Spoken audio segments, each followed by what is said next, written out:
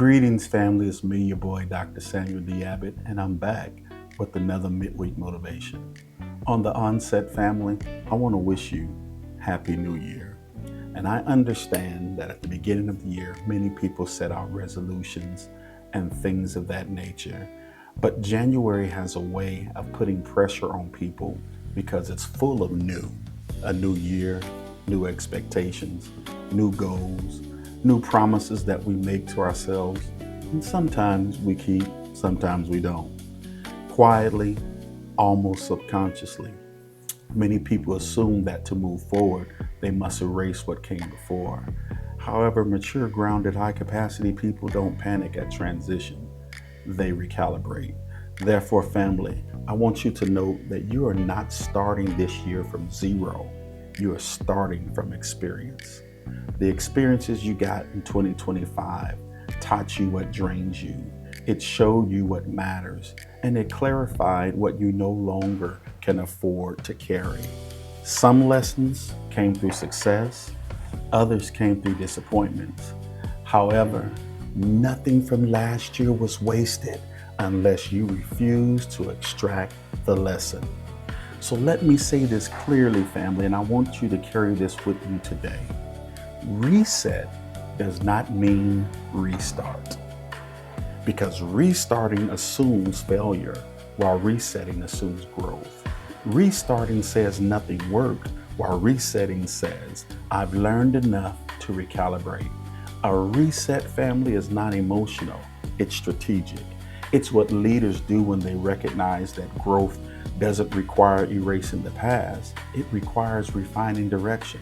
So today, I want to give you some simple framework to help you move with clarity and confidence in your reset. First, you must recognize what still works. Recognize what still works. Before you change anything, pause and recognize what already works. Too many people abandon good systems because they're chasing a perfect one. So ask yourself, what habits strengthened me? What relationships supported me? What disciplines kept me grounded? Because resetting does not mean discarding wisdom. It means keeping what produces fruit. Recognition, creates stability, and stability creates momentum. So the next thing you must do, family, is evaluate what drains you. Evaluate what drains you. Family, growth requires honesty. Simply put, some things don't need improvement, they need removal. So in your evaluation, you must ask, what habits exhausted me? What patterns pulled me off focus? What commitments no longer align with who I am becoming? Because this is not about blame, it's about bandwidth. And you cannot carry everything into a new season and expect to move with clarity. So therefore, you must also simplify your focus. Again, simplify your focus. Clarity is one of the most powerful things that we have, but simplicity is strategic. Resetting is choosing fewer priorities and then honoring them. Instead of asking, what more can I do? Ask yourself, what actually matters now? When focus is simplified, energy increases, execution improves, confidence returns, because you don't need to do everything. You just need to do the right things, and that will help you establish aligned systems. Again, establish aligned systems. We all want motivation, but motivation fades. However, systems remain. Resetting means building frameworks that support your values. Aligned systems protect you from burnout and even inconsistency. It removes the guesswork. It creates stability.